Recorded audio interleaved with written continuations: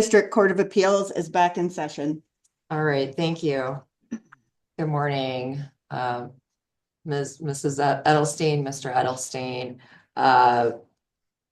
For both of you, I don't know how familiar, I know probably Ms. Edelstein is familiar with how this works. Each side has 15 minutes. Ms. Edelstein, you can reserve however much time you want for rebuttal. I will keep your time and then just kind of chime in when you're getting close to the end of your initial time. I'll let you know you have about a minute to go of your initial time. And then Mr. Edelstein, you'll have 15 minutes to argue. So Ms. Edelstein, how much time would you like? If I may, I would preserve 3 minutes for rebuttal. Okay. So I'll keep your time, and when you get around 11 minutes of your initial time, I'll let you know you have about a minute left. Thank you, Your Honor. All right, whenever you're ready. Thank you. If it please the court, I have the task of coming before you today to speak with you about this unusual case. It's an unfortunate task in many ways because I have to highlight errors of my profession. I'm not a typical litigant. I've been an attorney for 22 years. 9 years I was a magistrate. I love the law. I chose this profession to help people obtain justice, and it's my experiences both as a lawyer and a jurist that have shaped my understanding of the duties and the limits of being a jurist. And I know how a divorce case should be conducted because of my experience. And in witnessing the course of this case, it has caused me great concerns that I'm going to share with you today. Now, I will preface my argument by saying that to think that this case is about me being discontent with a bad decision is dismissive of my professionalism, and it's also dismissive of the underlying injustices that I encountered in this divorce. I stand before you as an attorney who values justice, principles of fairness, impartiality, and reasonableness. And as an attorney, a former jurist and litigant, I expected my divorce to be conducted with equitable treatment and custody to be in the best interest of the child. It is my conclusion in going through this divorce case that it didn't proceed contrary to custom and procedure. And I came to the conclusion that it was inconsistent with facts and reasonableness. And in doing so, the trial court placed this court in an unfortunate position of choosing to promote integrity in the judiciary or sanction the trial court's conduct, and conduct that I would argue any lawyer would be shocked at. So it's very concerning for me that this case is before this court, and I apologize in advance for what I have to tell you today.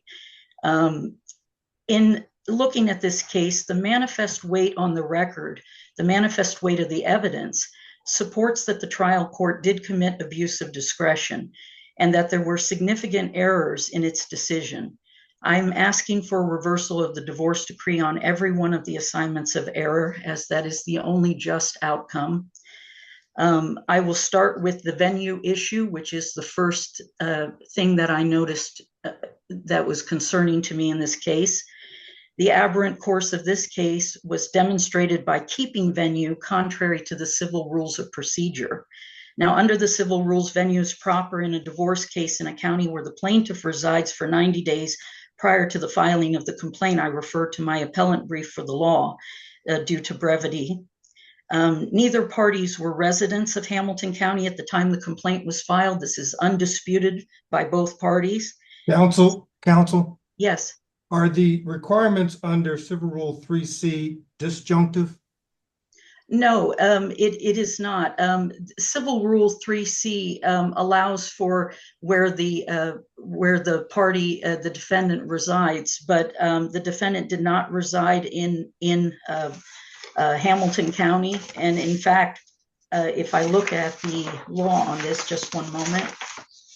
So is it your position that subsection 6 that provides a county in which all or part of the plaintiff's claims arose is not appropriate in domestic relations court cases? No, because sub 9 overrules that. I believe that sub 9 distinctly carves out that divorce cases have to be brought in the county where the plaintiff is a resident for 90 days. And I think that supersedes the other provisions of Rule 3. And is there support for that? There is case law support for that, and I believe I put that in my brief, and I apologize that I don't have that on me right now in the middle of the oral arguments. But if it is disjunctive, you would agree that subsection 6 would apply in this case to make venue proper?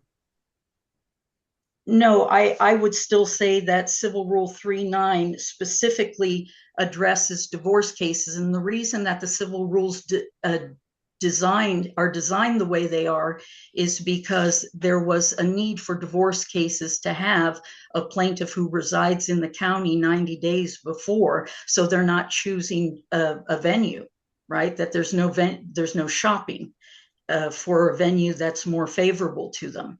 But in this case, assuming for purposes of this question that the provisions are disjunctive, would you agree that the plaintiff's claims arose in Hamilton County? No, again, I would say that Civil Rule 3.9 would prevail over that. I believe the way the civil rules are written is that there are alternate ways in which jurisdiction and venue can occur.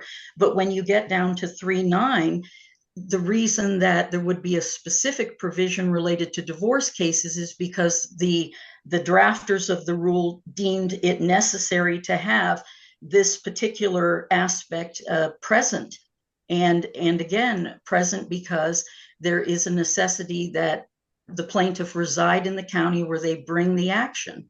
So I'm sorry, I may have fumbled my question a little bit. So I apologize, I might not understand you. Sure. Let's take the rule out of consideration for right now. Would you agree that the plaintiff's claims arose in Hamilton County? Again, no, although we lived in Hamilton County, he had every intention of giving up his residence in Hamilton County and moving on, and so did I. So again, I don't believe Hamilton County is the proper venue, and that would be my position, although I understand the court's concern about how are the rules read and which rule has priority. But the marital residence was in Blue Ash, located in Hamilton County, correct? Correct, which we both vacated 90 days before the divorce. And where was he living? He was living in Montgomery County and I was living in Wyandotte County. Okay. And he had no intention of returning that I knew of. I certainly had no intention of returning. When he abandoned the family, he left me with, I did not have a job and I had no income to pay the rent. And he knew that. And he also knew that I had to find a job and I had to find a place to live that I could afford. And I could no longer afford that residence by myself when I had no income. So I had to go stay elsewhere. But the incidents leading to you vacating the marital residence occurred prior to that decision, correct? Prior to which decision, sir? The decision to vacate. Yes, no, we had already discussed vacating for months and months before that. However, what happened is that this was a sudden act by the appellee, and it left me in a position where I had no choice. So I had to leave at that moment. So right, but all of those facts that led to that separation occurred in Hamilton County. Yes, that occurred in Hamilton County. That's correct. But Okay, again, the court's jurisdiction over this case, though, requires the strict adherence to the rules. And the reason it does is I want to point out that not only were neither parties a resident of Hamilton County, but as jurists, you probably are aware that no busy metropolitan court keeps a case where venue is elsewhere. Under the rules, venue is in the county where he resided 90 days before filing the complaint, and that was Montgomery County. Our case had minimal assets, 2 used cars, 2 small life insurance policies, and 1 small retirement fund. It was a case of no significance. and it is highly unlikely and very anti-custom to have a busy metropolitan court keep a case that it can kick to a different county. I know this also as my experience on the bench. Although venue may be a non-issue for this court, and I understand your perspective, Your Honor, I have evidence which is not before this court, that the large verdict that I have received was the reason why the case was kept in Hamilton County. And so to protect the appearance of impropriety, I argued for a change of venue, and I also argued under the rules that venue should be properly changed to Wyandotte County, and that a strict adherence to the civil rules was especially necessary in this case to ensure a fair adjudication of the divorce. And that was the first concern I had when I saw that venue was kept, which was highly unlikely, because venue is typically not kept in a court when it can, that especially a court that has stretched and limited resources and a heavy docket. There's no reason for this court to have kept this case. And not only that, but the decision to keep the case occurred about 8 months after I filed my motion to change venue. The court sat on the motion until after the verdict in the federal case. And I find that highly suspect because, again, the motion was filed back in October, and it did not get treated until June of the following year. And that was 4 months after my federal jury verdict. And so, again, I think that was a motivation. It may not be a motivation in some people's eyes, but I think a $1 million verdict is a motivation for a court to keep a case that it can then manage the asset, that very large asset. So I believe for the appearance of impropriety, it was necessary to move venue. But you have no evidence to support that? I do, but it's not evidence before this court, Your Honor. I've been investigating this situation for over 2 years. I've cataloged extensively a variety of facts, but unfortunately, it's not evidence before this court, Your Honor, so I won't discuss it here. You have about a minute to go over your initial time.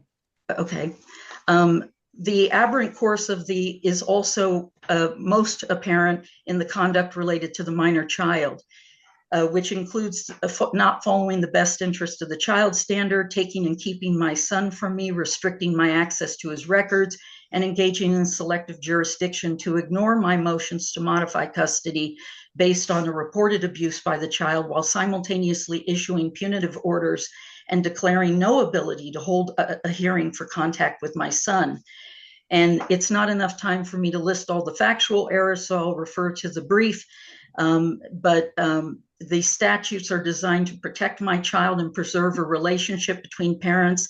The custom of a divorce case is to protect the child and to also prefer shared parenting.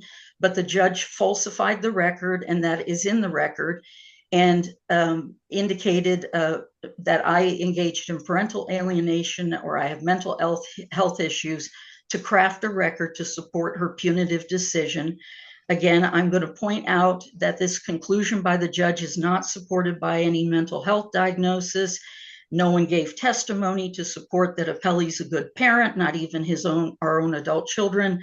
The record showed a consensus from all witnesses close to the family, including the Apelli and our adult daughter, that the child should live with me. Most importantly, that he was old enough to decide where he wanted to live. He was taken against his will, forced into therapy to reunite with his father, and he still wants to return home a year later, and testified recently, October 8th, at a DVCPO hearing that he's verbally abused on a daily basis and threatened with institutionalization in a mental hospital if he doesn't comply with his father's demands. And this is incredibly concerning to me. My son is 13. I just want to let you know that you have 2 minutes left if you want to reserve for rebuttal.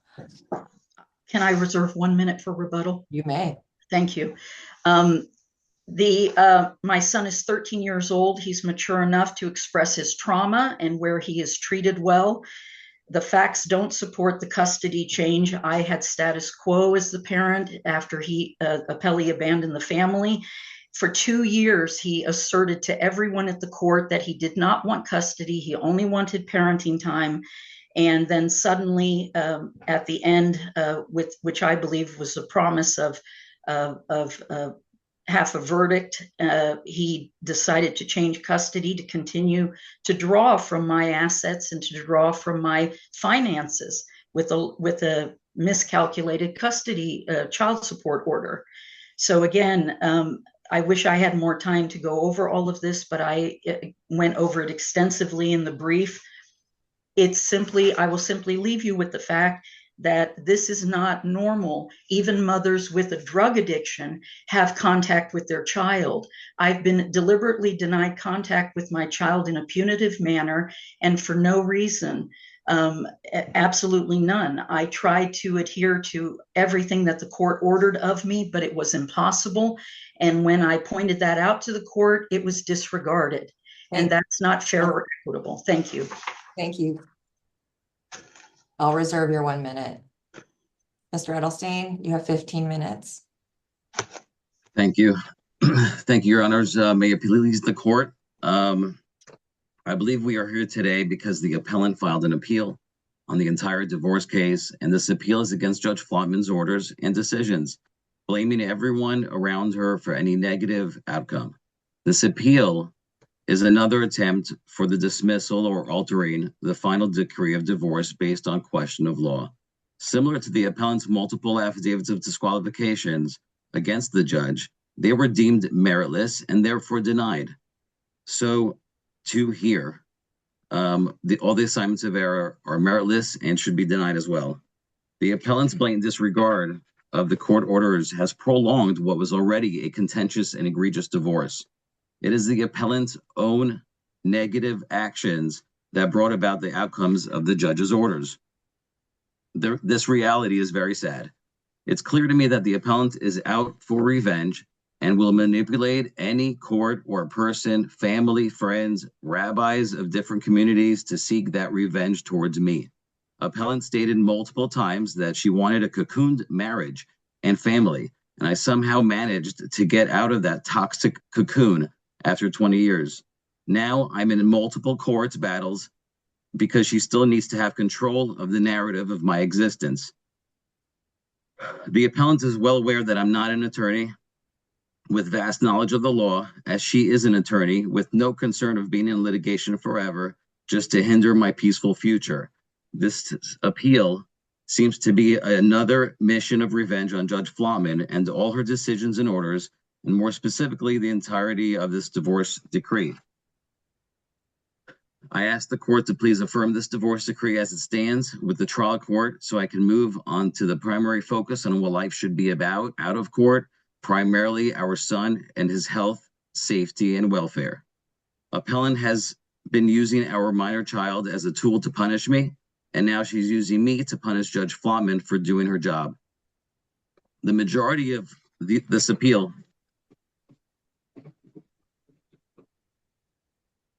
Hello?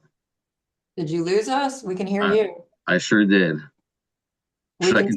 We can see you and we can hear you, so go ahead. Okay, so I lost it. Okay, I got you. I don't know what happened. So, appellant has been using our minor child as a tool to punish me, and now she's using me to punish Judge Flotman for doing her job. The majority of this appeal is against Judge Flotman, Magistrate Longano, court social worker, our two oldest children, as they were witnesses for me. I pleaded with the appellant for an amicable divorce to be able to co-parent our minor child in a healthy manner early on after separation. Appellant not only refused, but made ultimatums that would happen if I did not return home. These threats included, we won't be friends, you will never see our minor child again, I will strip you financially, and I'll try to get you fired from your job. The appellant's accusations of assignments of error towards Judge Flotman of twisting the facts are just incorrect. In regards to the appellant's assignments of error in custody and visitation, there was an obvious shift in the child's demeanor from when separation began to about a year after the appellant did not obey visitation orders. And this is an obvious parental alienation that I felt. The appellant took the minor child out of state without approval from the court or the other parent. which is a blatant disregard to court order, and disobeyed the simple visitation order that led to every other weekend with his father.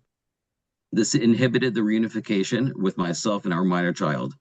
After December 21st custody order, the appellant was ordered to meet in Indianapolis at a police station to bring his clothing. She brought 2 to 4 days worth of small clothing, boots that were 2 sizes too small, along with coded messages to deceive me, and a cell phone that was hidden in a ball of yarn, even though there was an order not to not have any contact and allow time for reunification with the father.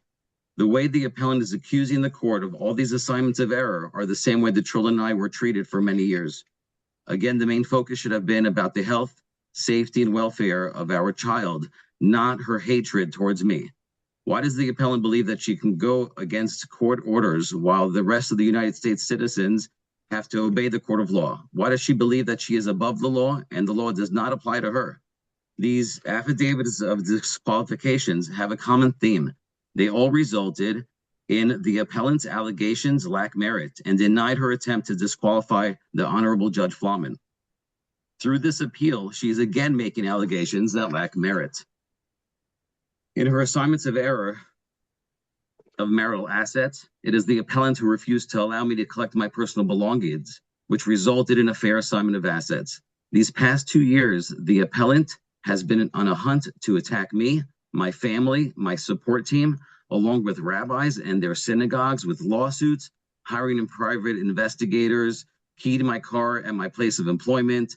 These acts of violence and negative behavior are contrary to an attorney in good standing. Appellee claims all these assignments of errors, but never once takes a responsibility or accountability for her own errors. Appellant took the minor child out of state without notifying the court or myself. Appellant's refusal of obeying the visitation orders shows a blatant disregard to the judicial system and orders, along with her threats of lawsuits to friends, family, police officers, or anyone who gets in her way of her own agenda. The appellant does not show concern to the ultimate focus, which should always have been the health, safety, and welfare of our minor child. Her hatred towards me overruled the love of a child these past couple of years. Regarding custody and visitation in the assignments of error, a report status conference was scheduled for January 24th, 2024 to determine when mother can have contact with her son with her son.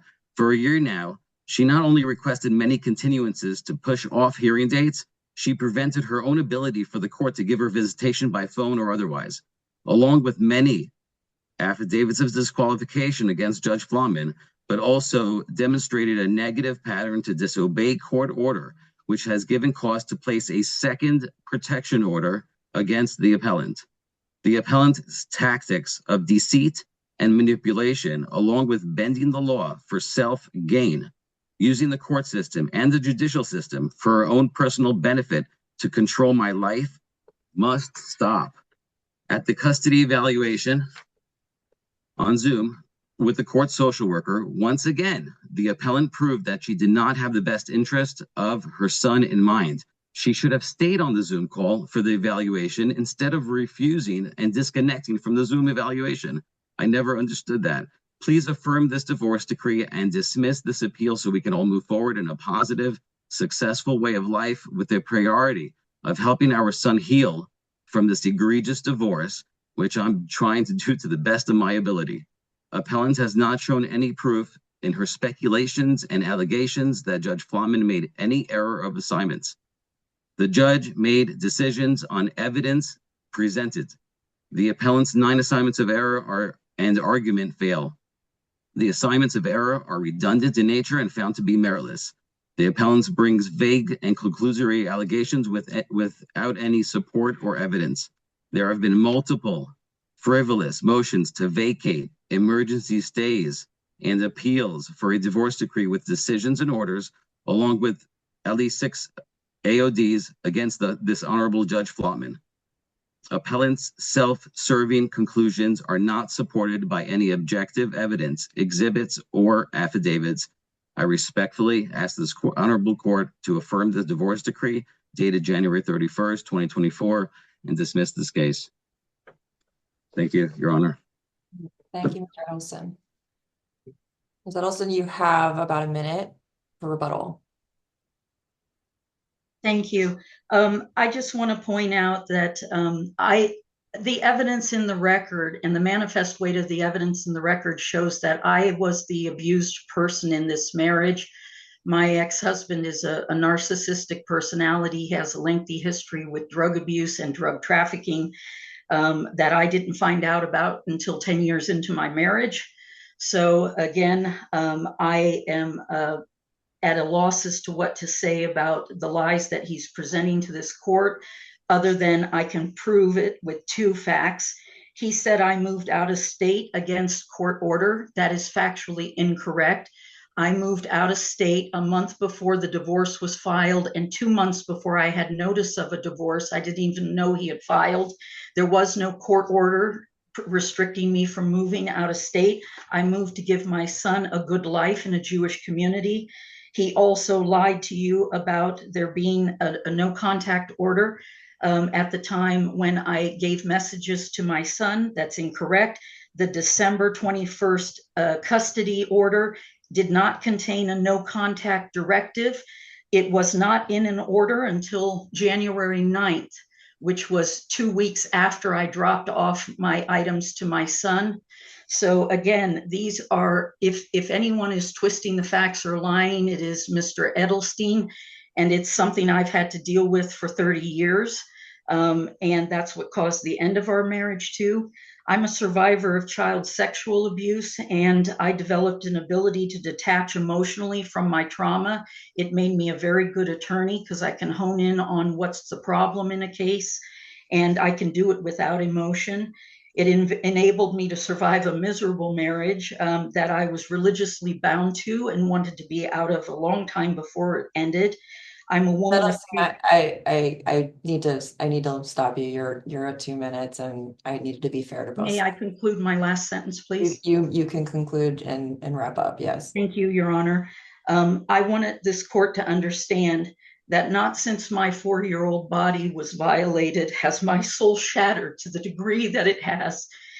And when my son was taken from me, and it's expected from my ex-husband, who is a cruel and a lying man, but I didn't expect it from the profession that I serve and that I call colleagues and am proud to be a part of. And I have been cataloging what has been wrong in my divorce case. I don't know why it occurred this way. I found out about it later, but I know that this course of my divorce did not happen normally, and it was not customary. And what happened to me is a travesty of justice, not only to me, but to my son, more importantly. And he is not in a healthy environment. And this has been proven by my son's own testimony to law enforcement and to Judge Flotman, that he continues to be abused. And so I will fight as long as my son is stuck in a situation that is unjust. And it's not because I'm harassing Mr. Edelstein. I want nothing to do with Mr. Edelstein. I'm happy to move on and happy to be divorced. It's a relief to me, but I cannot leave my son behind. Thank you. Thank you. Thank you both for your arguments this morning. I understand that this is a very difficult case for both of you. It is now submitted, and we will issue a timely decision. All right. Thank you, Your Honor. Have a good rest of your day. God bless you. Thank you. And that concludes court for today.